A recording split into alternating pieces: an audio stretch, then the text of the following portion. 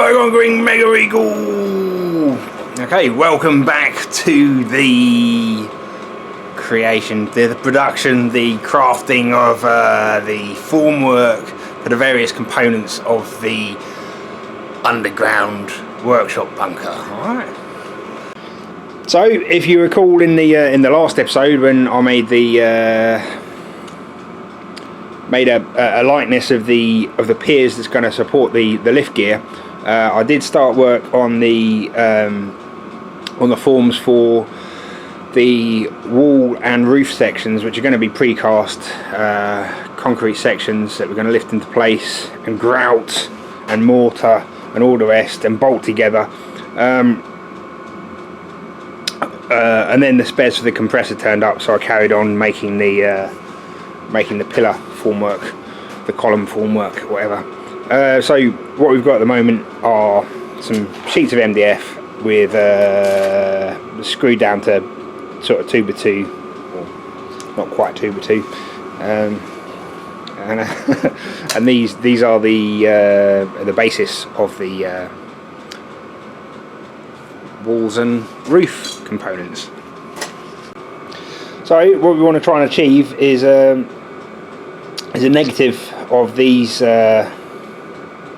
This one's that 4-foot piece there. That's going to be the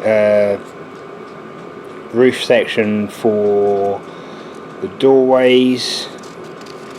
Then we've got the roof section for the main corridor, and then we've got the wall section. Okay, and now these may look fairly simple. They all got quite specific dimensions on them. They've got to interlock at the corners, and the wall section, whatever that is, the wall section has a feature at its bottom end, so that we can concrete it into place when we pour the floor. We're going to sit rebar in these, so so some of the gaps are quite critical, because we're going to use the plastic concrete spaces and plastic rebar spaces, sort of thing. But also the bolt hole features I want to cast in as well, which is a little bit tricky, which is why I'm not actually going to put them in the glass fibre. They'll be in the wooden boards that make up the rest of these moulds. Yeah, so we'll have a glass fibre mould on the bottom to put all these features in, and then the sides and ends will all be in timber, and the bolt holes will be timber dowels going through the timber sides to position the bolt holes. So it's going to mean I'll have to take a little bit of care with the timber sides rather than just using plain boards, but yeah, it's the sort of thing we're after. Okay, let's make some more. I don't even know what to call these, bucks, patterns, I don't know, whatever. Let's make these bits.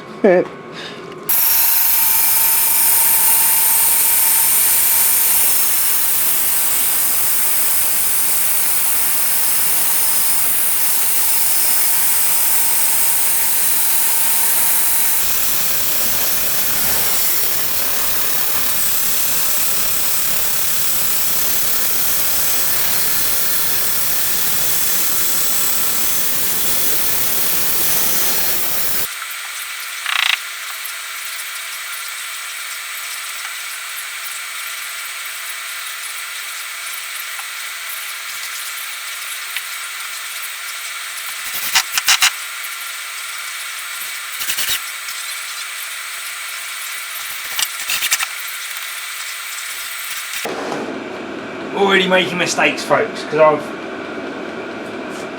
my working drawing is a drawing of the concrete I want, not the mould, and because I'm making the reverse, I'm confusing myself, and I've only stuck 5 bits of wood down.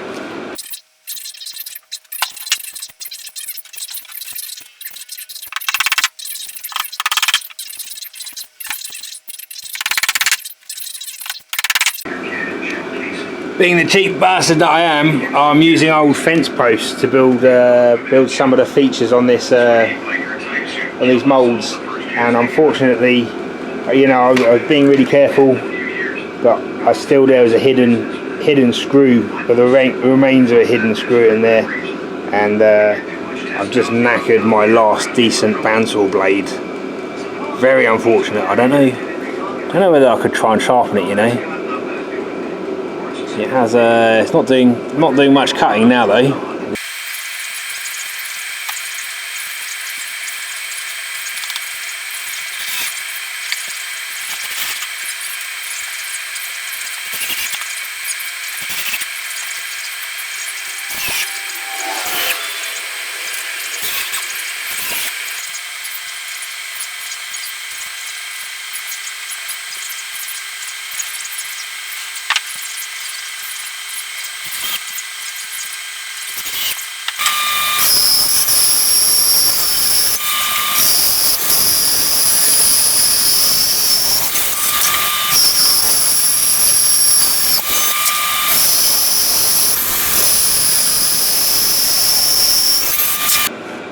Alrighty then folks, made all the humps.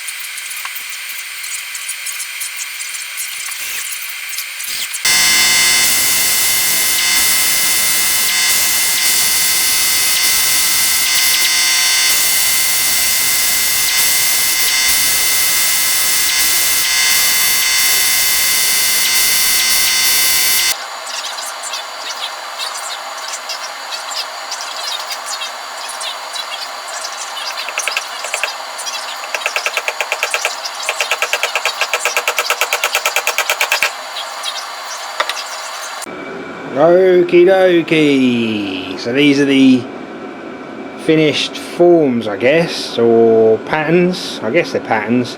This is what the finished mould is going to look like, but from these we're going to lift a likeness of the concrete, and then we can make several likenesses of the mould from that likeness of the concrete.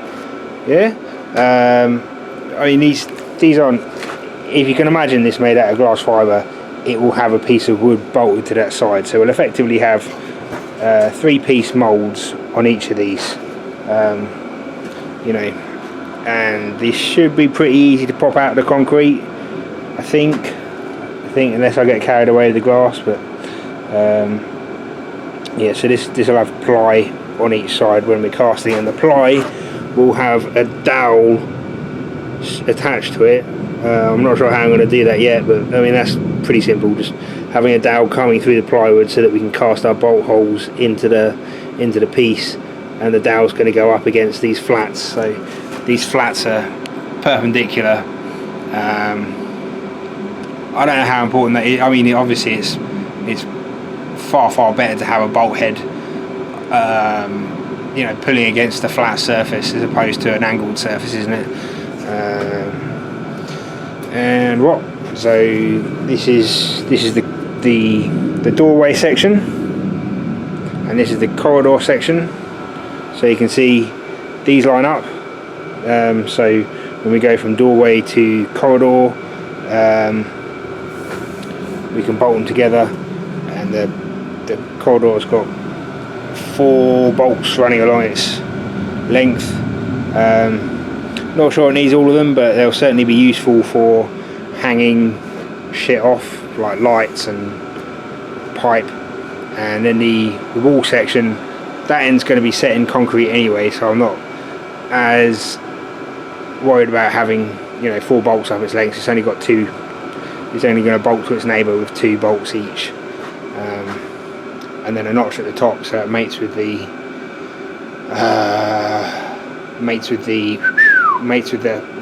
ceiling sections. Yeah, obviously, and it's just going to be gravity and mortar keeping them together.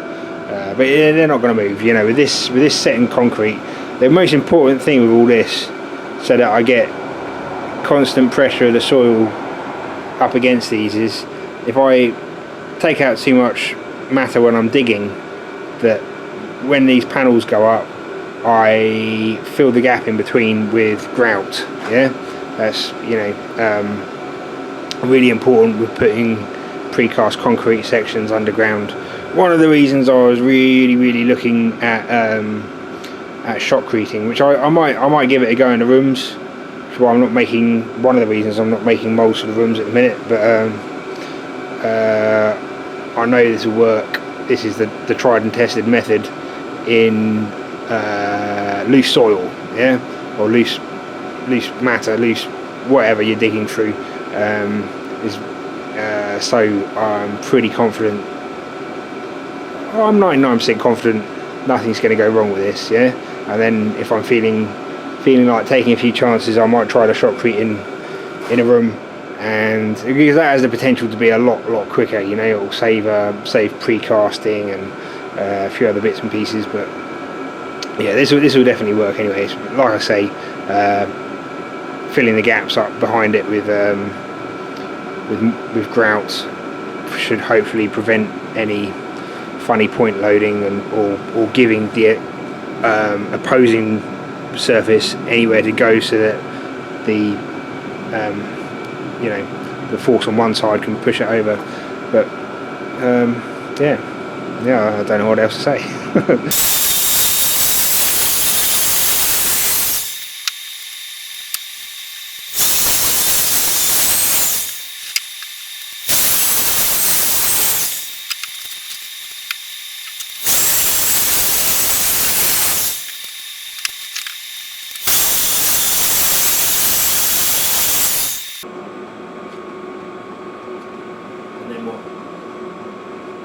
And then what? I don't know. Don't ask me, I haven't got a clue what I'm doing. Oh yeah, I'm going to try and do them one at a time, so by the time I've done the third one, the first one's dry again. It doesn't take long to go off this stuff.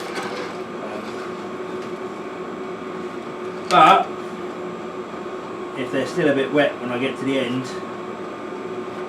I've started working on another little project that needs you know, another little wood filler and paint project. Just making a little Morris quad for young Morris, because he I don't know, dinosaurs and tractors are his things at the minute. Well, I barely had time to get a bit of shape in the bonnet, and the paint is all dry now, so I've got all 3 of them painted. The one's down there. Let the filling commence, eh? Alright.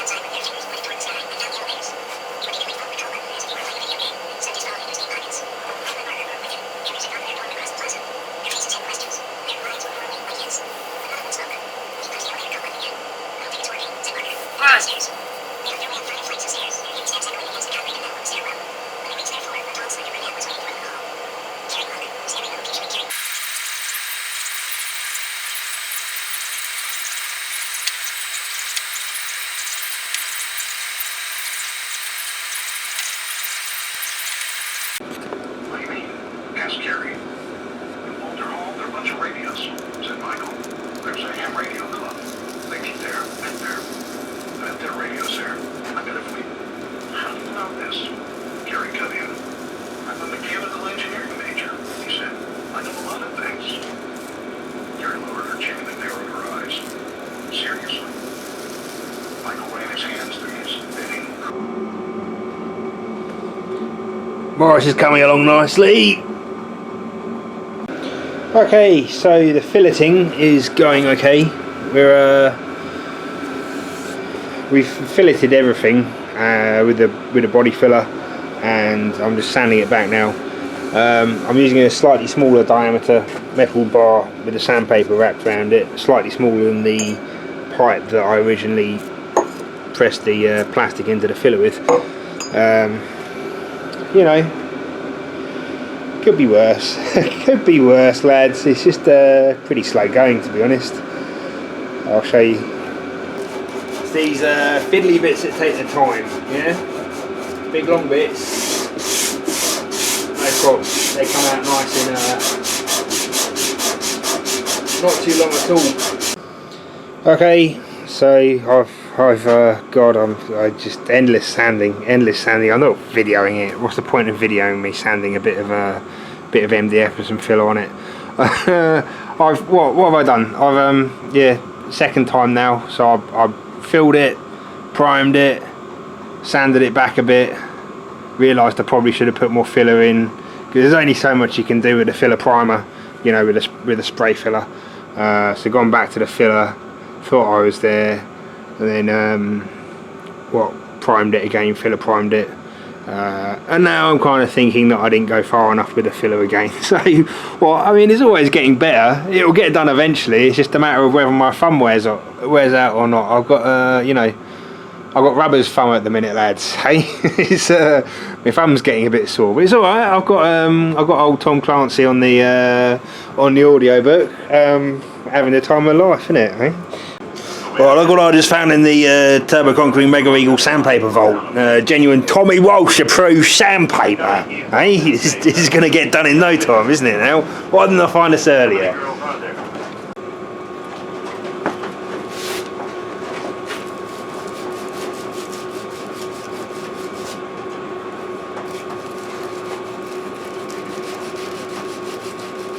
Tommy Walsh! Yeah, I'm going to drill a hole in this piece of wood. Tommy Walsh! Where's the big bird that you used to hang out with? My dad always used to go on about her jubblies, isn't it? Because she never wore a bra, innit? Big old lass. Charlie Dimmox. That's the one, isn't it? I think they both had spin-off programmes, you know. Celebrity DIYers and that. She could heft a fair few paving slabs, isn't it, hey? Probably beat me in an arm wrestle, you know. Old Charlie. Yeah, never used to wear a bra. Nipples like riveters' thumbs, you know.